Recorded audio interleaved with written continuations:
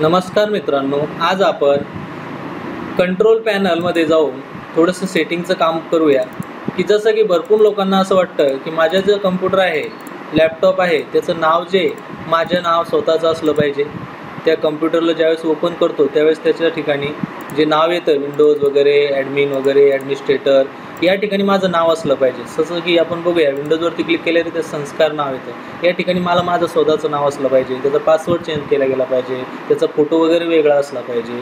अशा वेळेस तुम्हाला काय करायचं आहे, सर्च बारवरती क्लिक करायचं, CONTROL कंट्रोल टाकायचं, कंट्रोल पॅनल म्हणून एक स्पेलिंग आहे, यावरती क्लिक करायचं.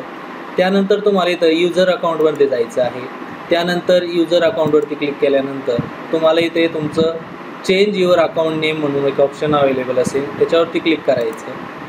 त्यावरती क्लिक केल्यानंतर संस्कार नाव ऑलरेडी आहे, त्या ठिकाणी मला वेगळं नाव द्यायचं आहे. जे नाव द्यायचं चेंज करायचं आहे ते स्पेलिंग तिथे टाकायचं, ADARS, कॅपिटल टाका, स्मॉल टाका, जे तुम्हाला नाव हवं आहे ते नाव तिथे प्रेस करायचं. त्यानंतर चेंज आयकॉनवर क्लिक केला, तुमचं नाव इथे चेंज झालेलं आहे. त्यानंतर तुम्हाला जर असं वाटलं तर पासवर्ड वगैरे चेंज करायचं तर मॅनेज अनदर अकाउंटवरती जायचं आणि इथं बघा क्लिक केल्यावरती चेंज द पासवर्ड याच्यावरती क्लिक करायचं.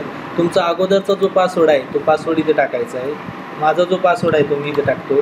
त्यानंतर नवीन पासवर्ड मला जो चेंज करायचा तो इथे आपण टाकायचा. जो काही पासवर्ड तुम्हाला टाकायचा आहे तो नवीन इथे टाकायचा. 2 वेळेस टाकायचा, एक वेळेस सुरुवातीला, नंतर कन्फर्म पासवर्ड टाकायचा आणि चेंज. इथे टाईप पासवर्ड इथे टाकलं नाही तरी चालतं. अशा प्रकारे तुम्ही नाव आणि तुमचं पासवर्ड बदलू शकता. थँक्यू.